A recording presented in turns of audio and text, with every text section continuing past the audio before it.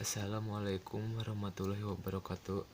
Perkenalkan, nama saya Syarif Maulana dari kelas C NPM 1921911103. Di sini saya akan menjelaskan tentang standar kompetensi lulusan. A. Standar isi. Standar isi adalah kriteria yang mencakup ruang lingkup materi dan tingkah kompetensi yang digunakan untuk mencapai standar kompetensi lulusan yang telah ditetapkan pada jenjang pendidikan tertentu. Tujuannya untuk meningkatkan kualitas pendidikan melalui pengembangan potensi peserta didik yang sejalan dengan perkembangan ilmu pengetahuan, kemajuan teknologi, seni, dan budaya, sehingga diharapkan bisa mencapai tujuan pendidikan nasional. Berfungsi sebagai acuan guru saat memberikan materi dalam kegiatan pembelajaran. Adapun contoh kegiatan yang termasuk standar isi adalah sebagai berikut.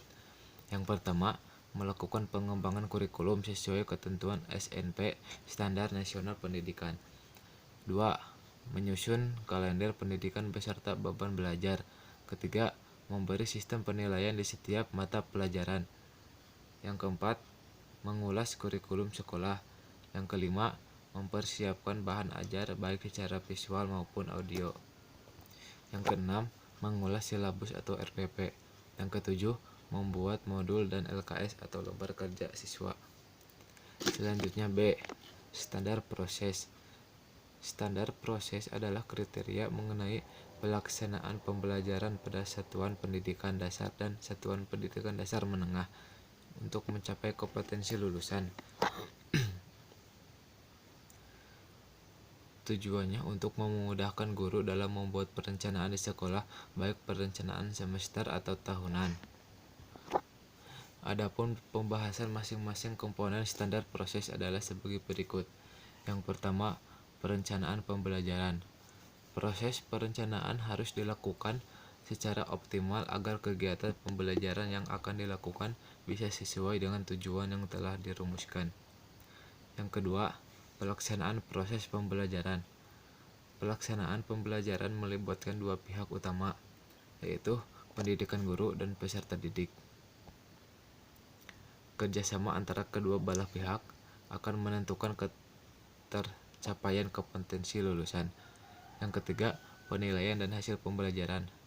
Dalam proses pembelajaran, penilaian memegang peran penting, yaitu sebagai pengukur keberhasilan pembelajaran.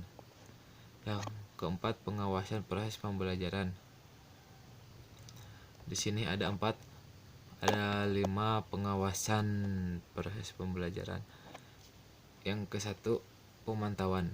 Kegiatan pemantauan meliputi diskusi kelompok, terfokus pengamatan, pencatatan, rekaman, wawancara, dan dokumentasi. Yang kedua, supervisi.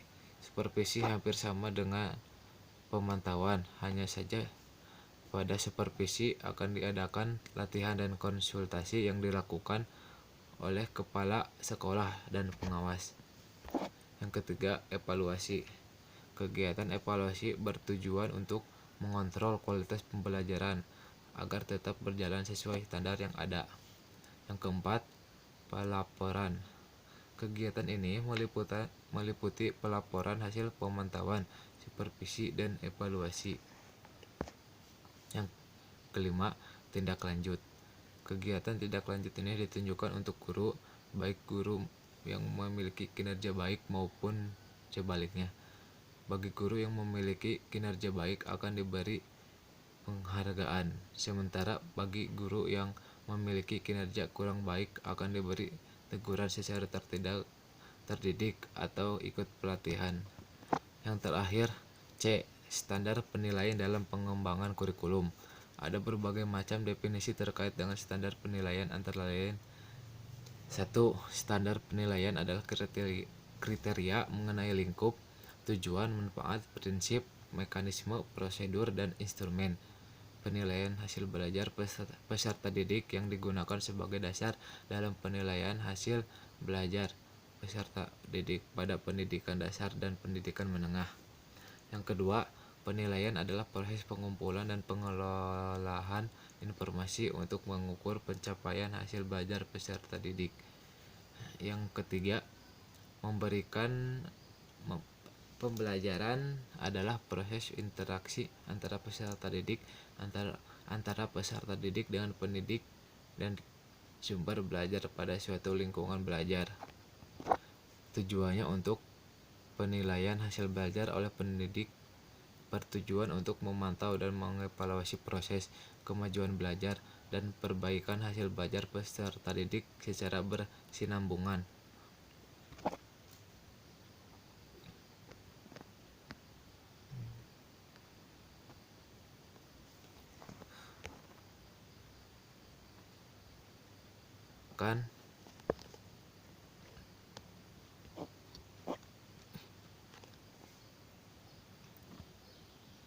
Oleh pendidikan dalam bentuk penilaian berupa tes, pengamatan, penugasan perseorangan atau kelompok, dan bentuk lain yang sesuai dengan karakteristik kompetensi dan tingkat perkembangan peserta didik. Segitu saya yang bisa saya sampaikan. Mohon maaf bila ada kesalahan. Wassalamualaikum warahmatullahi wabarakatuh.